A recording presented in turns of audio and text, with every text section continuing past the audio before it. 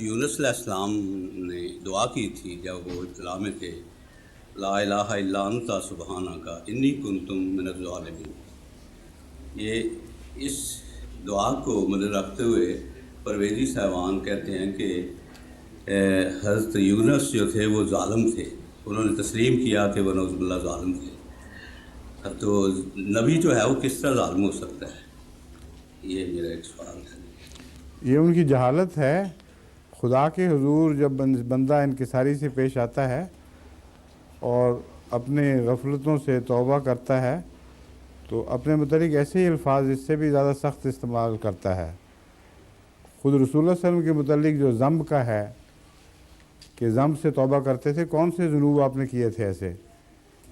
تو پرویزی صاحب کو ایسی باتیں کرتے ہوئے ہوش کرنی چاہیے کہ بات کہاں تک پہنچے گی۔ انبیاء انکسار کے نتیجے میں اپنی کمزوریوں کو بہت بڑا دیکھتے ہیں، اور ہر منکسر آدمی جو منفعل ہو اس کو واقعی اپنا گناہ بڑا دکھائی دیتا ہے، اور جو شخص ظالم ہو اس کو نہیں دکھائی دیتا۔ بس جو یہ کہتا ہے کہ میں ظالم ہوں، اس کے اندر دراصل ظلم نہیں ہوتا تو وہ کہہ رہا ہوتا ہے۔ ظالم کو تو دکھائی کوئی نہیں دیتا، کیونکہ ظلمت کا لفظ اندھیرے سے نکلا ہے۔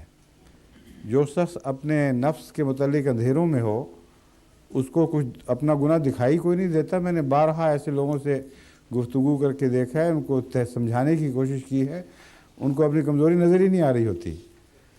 تو حضرت یونس سے ایک فعل سرزد ہوا جو فعل ظاہر ہے، اس فعل کا سب کو علم ہے۔ یہ کہنا جائز ہے کہ حضرت یونس سے یہ غلطی ہوئی اور اس غلطی کو وہ ظلم قرار دے رہے ہیں۔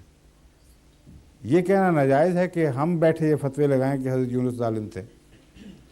وہ غلطی کھلی کھلی قرآن میں بیان ہوئی ہے، وہیں تک زبان کھولنی چاہیے، اس سے آگے کیا مجال ہے کسی کی؟ سمجھ گئے ہیں بات؟